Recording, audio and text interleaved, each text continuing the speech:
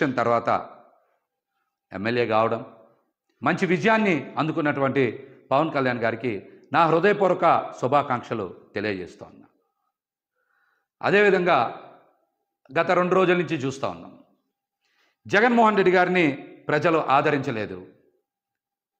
అందుకనే ఆయనకి ఓటమి వచ్చింది. కేవలం 11 స్థానాలకే పరిమితం అయ్యారు. భారీ మెజార్టీలు కూటమి అభ్యర్థులకి వచ్చాయని చాలామంది మళ్ళీ విష ప్రచారం, చెడు ప్రచారం చేస్తున్నారు. ఇందులో వాస్తవం లేదు. జగన్మోహన్ రెడ్డి గారు ప్రజల కోసం ప్రవేశపెట్టినటువంటి సంక్షేమ పథకాల్లో చాలా వరకు ప్రజలు సంతృప్తి చెందారు. జగన్మోహన్ రెడ్డి గారి వెనక ప్రయాణం చేస్తున్నారు. జగన్మోహన్ రెడ్డి గారిని ఆదరించారని నేనైతే వ్యక్తిగతంగా భావిస్తా ఉన్నా. ఈ రోజున మనందరికీ తెలుసు, తెలుగుదేశం పార్టీకి వచ్చినటువంటి ఓట్ల శాతం 45.6, వైఎస్ఆర్సీపీ పార్టీకి వచ్చిన ఓట్ల శాతం 40% ఓట్లు వచ్చినాయి. అంటే ఈ రాష్ట్రంలో ఈ 2 ప్రధాన పార్టీలకి మధ్య ఉన్న వ్యత్యాసం కేవలం 5.5%. కేవలం 5.5% మాత్రమే. కానీ చాలామంది జగన్మోహన్ రెడ్డి గారికి ఏదో ప్రజల నుంచి ఆదరణ లభించలేదని మాట్లాడుతున్నారు. ఇది కరెక్ట్ కాదు. వైఎస్ఆర్సీపీ పార్టీ ఎలక్షనీరింగ్ చెయ్యకపోవడం వలన, నాయకుల మధ్య సమన్వయం లేకపోవడం వలన కేవలం 5,000 నుంచి 12-13,000 ఓట్ల వ్యత్యాసంతో 88 స్థానాల్ని కోల్పోయింది. 5,000 నుంచి 12-13,000 ఓట్లు కనుక 88 నియోజకవర్గాల్లో సాధించుంటే ఖచ్చితంగా 88కి 11 కలుపుకొని 99, అంటే 100 నియోజకవర్గాలు గెలుచుకొని జగన్మోహన్ రెడ్డి గారు మళ్ళీ ముఖ్యమంత్రి అయ్యేవాళ్ళు. అదేవిధంగా ఇంకొక చిన్నది కనుక యాడ్ చేసుకుంటే, ఓట్ల వ్యత్యాసం కనుక యాడ్ చేసుకుంటే 4-5 వేల ఓట్ల నుంచి 13-14 వేలకి మరొక 3-4 వేల ఓట్లు కనుక కలుపుకుంటే, అంటే 18,000 ఓట్లు కనుక సాధించుంటే మరొక 31 స్థానాలు పెరిగాయి. అంటే 119 స్థానాల్లో వైఎస్ఆర్సీపీ పార్టీ గెలిచేది. ఇప్పుడున్న 11 స్థానాలు కూడా జత కలిస్తే 130 స్థానాలు అయ్యాయి. ఇది కేవలం ఎన్ని వేల ఓట్లు తేడా? 4,000 నుంచి 17,000 ఓట్లు తేడాతో వైఎస్ఆర్సీపీ పార్టీ వదిలేసుకున్నటువంటి స్థానాలు 119. ఈ 11 కూడా కలుపుకుంటే 130 స్థానాలు వచ్చాయి. అంటే వైఎస్ఆర్సీపీ పార్టీకి మరొక 10 లక్షల ఓట్లు పడుంటే జగన్మోహన్ రెడ్డి గారు రెండోసారి ముఖ్యమంత్రి అయ్యేవారు. కేవలం కూటమికి వైసీపీ పార్టీకి మధ్య వ్యత్యాసం, ప్రభుత్వ ఏర్పాటుకి వ్యత్యాసం కేవలం 10 లక్షల ఓట్లు మాత్రమే. కానీ దీన్ని భూతద్దంలో చూపించి విష ప్రచారం చేయాలని చూస్తూ ఉన్నారు. ఈ కుట్రలు ఎక్కువ రోజులు కొనసాగవని కూడా తెలియజేస్తా ఉన్నా.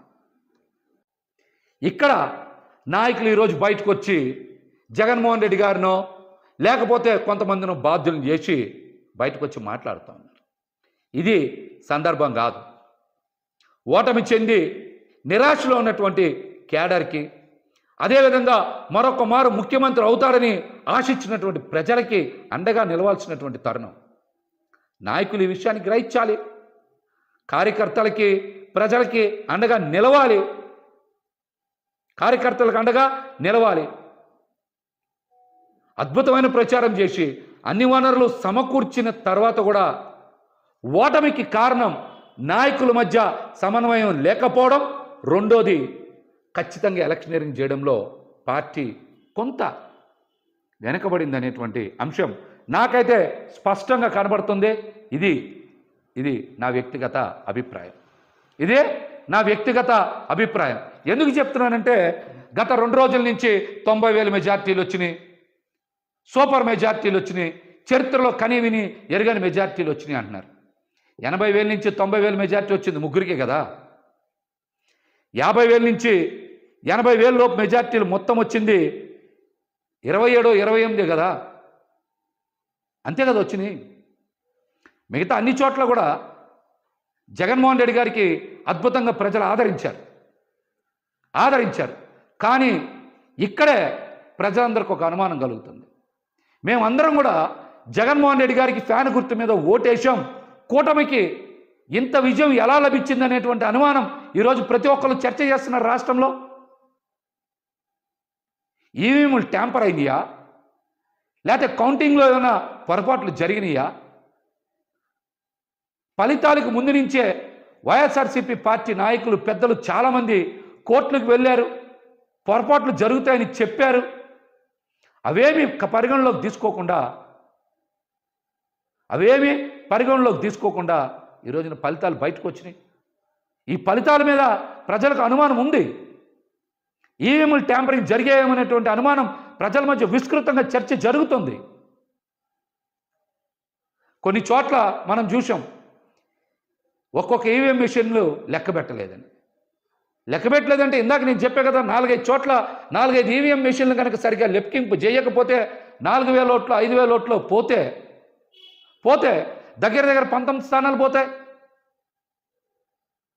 19 స్థానాలు పోతాయి. కాబట్టి ప్రజలకు అనుమానాలు ఉన్నాయి. దీని మీదనే అందరూ కూడా చర్చ కూడా చేసుకుంటున్నారన్న విషయం నేను ఈరోజు మాట్లాడాలనే మళ్ళీ మాట్లాడుతున్నా. జగన్మోహన్ రెడ్డి గారు పేద సామాన్య వర్గాలు ఖచ్చితంగా వారి జీవన ప్రమాణాలు పెరగాలని దేశ చరిత్రలో ఎవరు ప్రవేశపెట్టినటువంటి కొత్త పథకాలు ప్రవేశపెట్టారు. 5 సంవత్సరాల పాటు సుదీర్ఘకాలం పాటు వాటిని అమలు చేశారు. ప్రతి ఒక్కరూ వాటి వల్ల లబ్ధి పొందారు.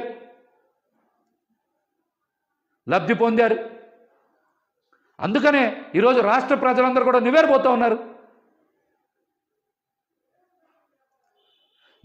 ఉన్నారు. ఒక్క జగన్మోహన్ రెడ్డి గారిని ఎదుర్కోవడానికి 6 పార్టీలు పోటీ చేసినాయని ప్రజలందరూ కూడా చర్చ చేసుకుంటున్నారు. ప్రజారంజకంగా ఉంటుందా, లేకపోతే పెట్టుబడిదారులకు మాత్రమే అనుకూలంగా ఉంటుందా, ఎవరికి అనుకూలంగా ఉంటుందనేది ఈ రాష్ట్ర ప్రజలందరూ కూడా చాలా తొందరగా తెలుసుకుంటారు. తొందరగా తెలుసుకుంటారు. అప్పుడు జగన్మోహన్ రెడ్డి గారు చేసినటువంటి సంక్షేమం, అభివృద్ధి పట్ల ప్రతి ఒక్కరికి కూడా వాస్తవం ఏంటనేది చాలా స్పష్టంగా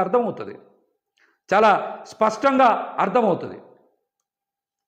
నిన్నటి నుంచి చూస్తున్నాం కదా, రాష్ట్రంలో శాంతి భద్రతలను గాలిలో పెడతాం, ప్రతీకార పాలన ఉండదు అని మాటలు చెప్పిన 24 గంటలు గడవల. రాష్ట్రంలో చాలా చోట్ల ప్రతీకార దాడులు జరుగుతూ ఉన్నాయి. శాంతి భద్రతల సమస్య తలెత్తుతూ ఉంది. రాబోయే రోజుల్లో ఇంకెన్ని చూడాల్సి వస్తుందో. ప్రతి ఒక్కరికి కూడా అధికార పీఠం మీద కూర్చోలేని ఆశ ఉంటుంది. ఆ ఆశ ఉన్నప్పుడు కూటమి బీటలు వారుతుంది, ఖచ్చితంగా వారుతుంది. కూటమి కలిసి ఉన్నప్పుడు కూడా జగన్మోహన్ రెడ్డి గారు చాలా అద్భుతంగా సమర్థవంతంగా ఎదుర్కొన్నారు. రాబోయే రోజుల్లో జగన్మోహన్ రెడ్డి గారు చాలా బలంగా ధైర్యంగా నిలబడతామని చెప్తా ఉన్నారు. ఖచ్చితంగా నిలబడతారు. మళ్ళీ మరొకసారి ముఖ్యమంత్రి అయ్యే తీరుతారు. ఖచ్చితంగా పెంచాయి. కానీ పేదపడాన్ని అభివృద్ధి అంటారు. కానీ రియల్ ఎస్టేట్ వ్యాపారం జరిగితేనో, లేకపోతే కొంతమంది పెట్టుబడిదారులకి అవకాశాలు వస్తేనో, పెద్ద బిల్డింగ్లు ఉంటేనో దాన్ని అభివృద్ధి అనరు అనేటువంటి వాస్తవాన్ని ప్రజలు అతి తొందరలోనే గ్రహిస్తారు, తెలుసుకుంటారు.